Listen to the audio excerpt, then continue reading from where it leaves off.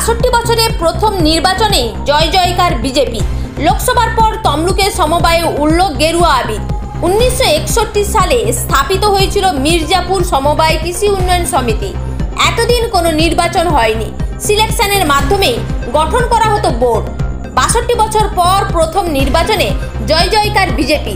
মির্জাপুর সমবায় কৃষি উন্নয়ন সমিতির ১২টি আসনে আজ নির্বাচন সম্পন্ন হয়।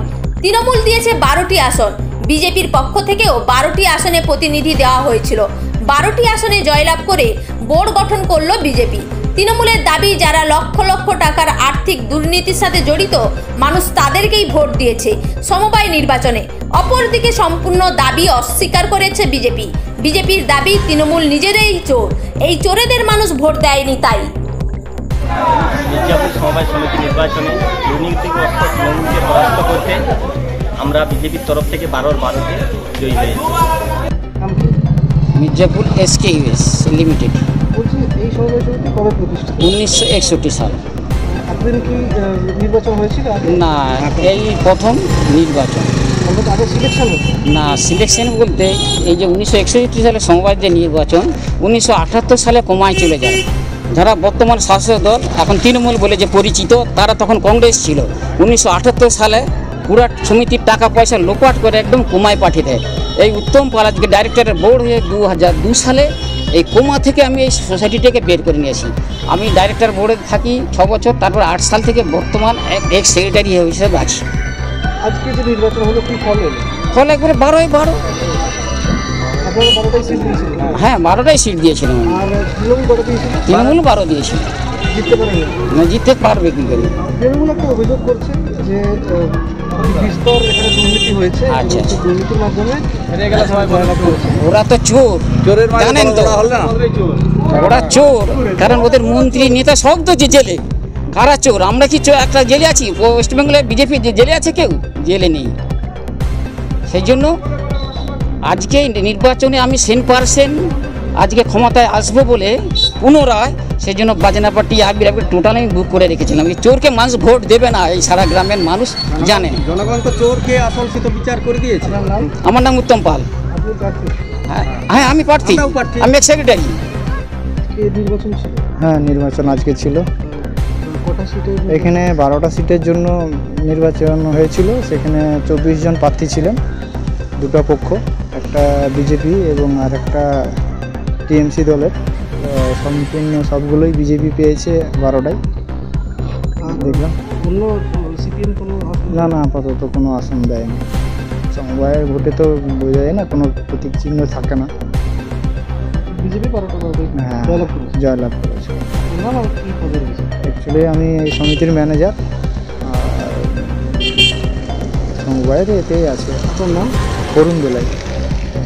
সমবায় নির্বাচন ছিল, ফল হলো? হ্যাঁ, এখানে বিজেপির মানে এখানে তো সমবায় তো দল কিছু নেই, একটা নামক দল, তারা জিতেছে 12খানায় সিট।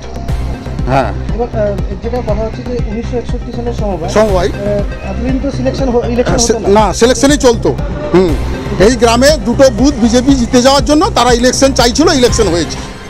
তাতে আমাদের এই সমিতির কিছু সংখ্যক ভোট একটু আমাদের কম ছিল। আমাদের দল আমাদের প্যানেলকেই ভোট দিয়েছে। হ্যাঁ, কিন্তু ভোটটা আমরা একটা চাইছিলাম। এই সমিতিতে বিগত ১-১.৫ বছর আগে একটা ৮.৫ লক্ষ টাকা চুরি হচ্ছে। সেই চুরির বিনিময়ে তার দলকে, যারা চুরি করেছে তাদেরকেই ভোটটা দিচ্ছে। সবাই থাকতাম সমিতি, সবাই থাকতে। হ্যাঁ, তখন বোর্ড ছিল না, 2 বছর বোর্ড ছিল না, অ্যাডমিনিস্ট্রেটিভ চালিয়েছিল বোর্ডটা। ওই সময় চুরিটা হয়েছে। ওই যে আমরা সিআই ম্যানেজার, এরাই ছিল, এরাই চুরি চপ্টামি করেছে। আমরা হেরে গেছি, আমরা কি বলবো? এবার আমার গ্রামের সমিতি, আমরা পরে ভাবনা চিন্তা করব কি করব না করব। আমার নাম নারায়ণ চন্দ্র সাহু। মির্জাপুর সমবায় কৃষি উন্নয়ন সমিতি লিমিটেডের আজকে নির্বাচন ছিল। এখানে ভারতীয় জনতা পার্টি সমর্থিত যে মনোনীত যে 12 জন প্রার্থী ছিল, তারা আজ নিরঙ্কুশভাবে জয়লাভ করেছে। আমরা বারবার বলে এসেছি যে পশ্চিমবঙ্গের মানুষ তথা তমলুকবাসী একেবারে পরিকল্পনা করে নিয়েছেন যে আগামী দিনে এই দলটাকে পুরো সাইনবোর্ডে পরিণত করবে। গত লোকসভা নির্বাচনে আমরা দেখিয়ে দিয়েছি যে এখানে ভারতীয় জনতা পার্টি মনোনীত যিনি প্রার্থী ছিলেন প্রাক্তন বিচারপতি জাস্টিস অভিজিৎ গঙ্গোপাধ্যায় 70,000 প্রায় 80,000 ভোটে জয়লাভ করেছে। আজকের এই ছোট্ট নির্বাচন সমবায় সমিতির নির্বাচনে সেখানকার মানুষ আরও পরিষ্কারভাবে জানান দিয়ে দিল যে পশ্চিমবঙ্গের মাটি আর তৃণমূলের জন্য নয়, চুরিচামারির জন্য নয়, দুর্নীতির জন্য নয়, এখানকার মানুষ পরিত্রাণ চাইছে। সেটা 2026-এর নির্বাচনে একেবারে পরিষ্কার হয়ে যাবে। এই মির্জাপুর কৃষি সমবায় সমিতি লিমিটেডের যে আজকে নির্বাচন ছিল, এখানে 12 জন ভারতীয় জনতা পার্টি মনোনীত প্রার্থী জয়লাভ করেছেন।